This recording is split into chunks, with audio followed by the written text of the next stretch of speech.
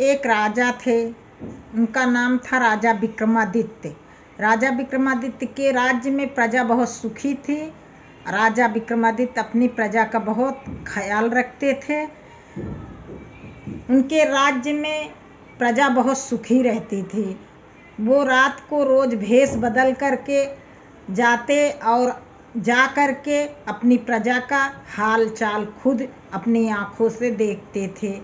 एक बार राजा रात में गांव में घूम रहे थे अपने राज्य में। एक बुढ़िया बहुत रो रही थी। बहुत सारे लोग उसके पास जमा थे और देख रहे थे कि बुढ़िया बहुत विलाप कर रही है। राजा ने पूछा क्या हुआ। उसी में से किसी ने बताया कि इस बुढ़िया के 7 बेटे थे और 6 बेटे ख़त्म हो गए, मर गए, लेकिन एक बेटा जिंदा था और वो भी आज मर गया। बुढ़िया बहुत दुखी है और इसीलिए रो रही है। राजा बहुत दुखी होते हैं। राजा बोले, बुढ़िया कह रही है कि मेरा बुढ़ापा आ गया। मेरी बुढ़ापा का एक ही सहारा था मेरा सबसे छोटा बेटा। 6 बेटे तो पहले ही ख़त्म हो चुके थे, एक ही बेटा है। राजा बहुत दुखी होते हैं।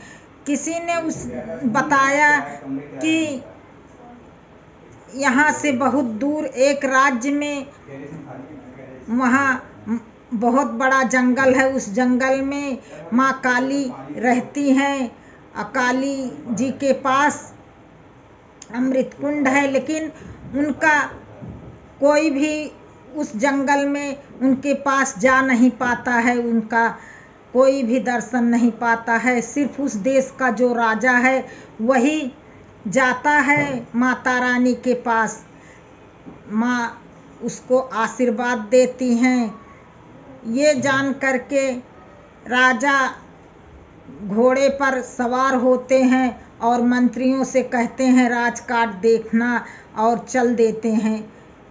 जाते जाते उस देश के राजा के पास पहुंच जाते हैं विक्रमादित्य और पहुंच करके वहाँ बोलते हैं, मैं एक मुसाफिर हूँ और रहने आया हूँ, मुझे 2-3 दिन रहना है।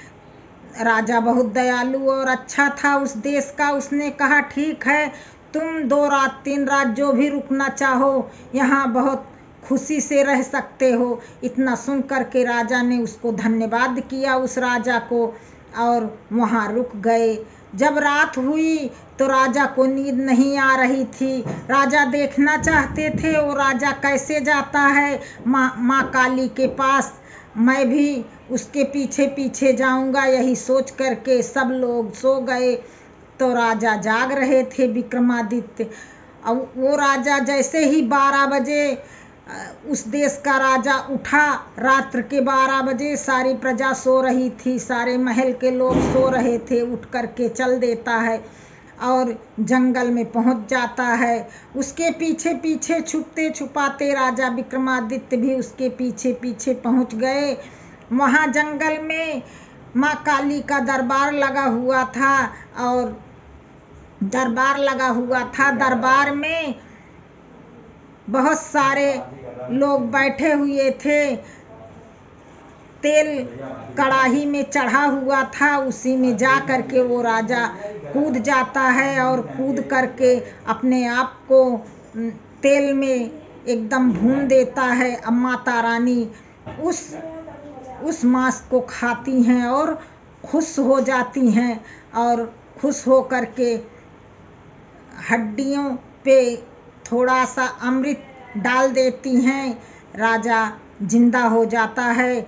फिर माँ काली उसको बहुत सारा धन थैले में से दे देती हैं। उनके पास धन का थैला था और अमृत कुंड भी था, दे देती हैं। राजा अपने गमछे में बांध करके वो धन ले करके चला आता है और सुबह फिर सो जाता है। फिर सुबह उठ करके नहा धो करके ऊंचे चबूतरे पर बैठ करके अपने सभी याचकों को वही ढेर सारा धन दान में दे देता है। ऐसे ही उसका नित्य नियम का काम था।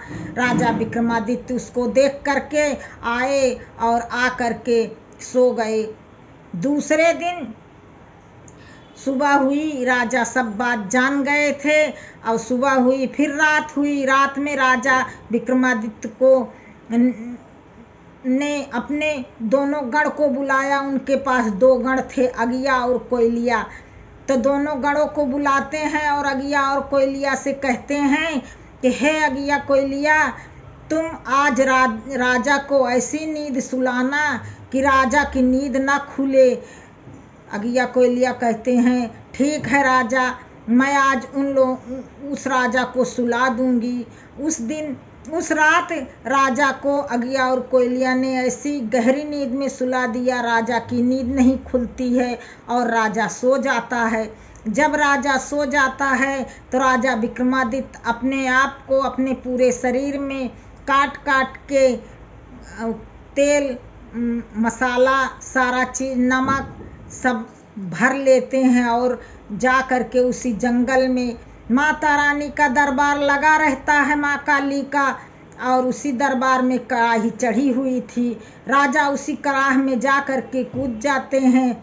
माँ काली राजा के मांस को खाती हैं और कहती हैं कि राजा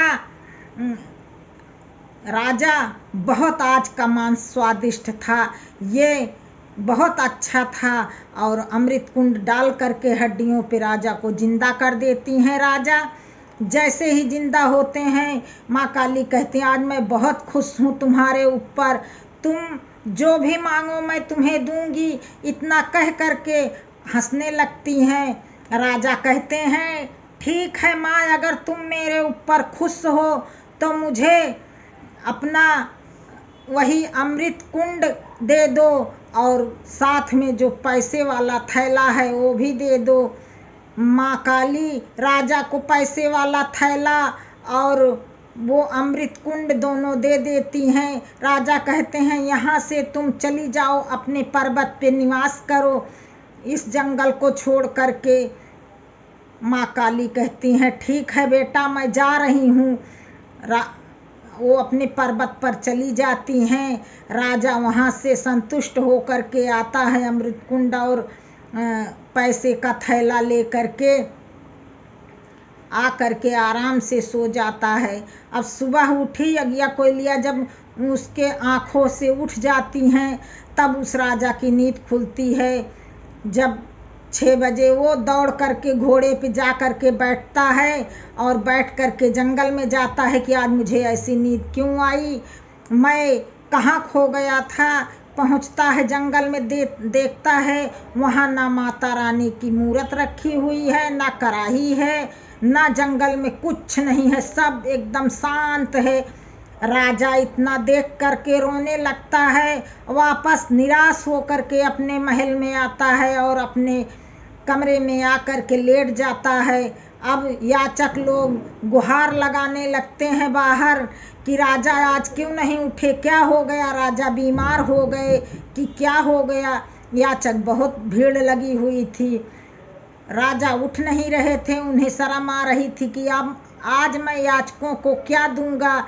इतना देख करके राजा विक्रमादित्य जाते हैं और राजा से कहते हैं राजा उठो, और आज इतनी चिंता में क्यों हो, जाओ नहाओ धो। राजा कहते हैं क्या नहाओ धो, बोले नहा धो करके दान करो चल करके। राजा विक्रमादित्य जब ऐसा कहते हैं वो राजा रोने लगता है और बोलता है आज मैं क्या दान करूं, मेरी माँ तो चली गई, आज मैं देर से उठा, माँ नाराज हो गई। तब राजा विक्रमादित्य ने अपनी पहचान बताई, बोले मैं राजा विक्रमादित्य हूँ और तुम चलो नहाओ धो, और वही थैला दे देते हैं। बोले मैं अमृत कुंड लेने के लिए आया था और लेकर के जा रहा हूँ। राजा उनके राजा विक्रमादित्य के पैरों पर गिर पड़ता है और बोलता है मैंने आपका बहुत नाम सुना था, लेकिन अपने पास देखा नहीं था। आप 2 दिन तक मेरे घर पर रहे, मेरे महल में रहे, अब मैंने अच्छे से सेवा भी नहीं की। राजा बोले तुमने बहुत सेवा कर दिया मुझे अपने महल में रख करके, और मैं बहुत खुश हूँ, लो थैला लो, तुम बहुत अच्छे दयालु और परोपकारी राजा हो, अपना राजकाज संभालो। जैसे ही तुम नित्य नियम दान करते थे वैसे दान करते रहो और अपनी प्रजा को सुख शांति से रखो। इतना कह करके राजा अपनी विदाई लेकर के चल देते हैं, अमृत कुंड साथ में लेकर के, और आते हैं अपने राज्य में। बुढ़िया रो ही रही थी, वो 3 दिन से न सोई थी, न खाई थी, न बैठे बैठे रो ही रही थी। राजा पहुंचते हैं और अमृत कुंड उसके बेटे के मुंह में डाल देते हैं। अमृत कुंड निकाल करके अमृत बुढ़िया का बेटा नींद से जाग जाता है और जिंदा हो जाता है। राजा की सारी प्रजा जय जयकार करने लगती है। राजा विक्रमादित्य बहुत खुश होते हैं। राजा विक्रमादित्य की कहानी कैसी लगी सब लोग कमेंट करके बताना।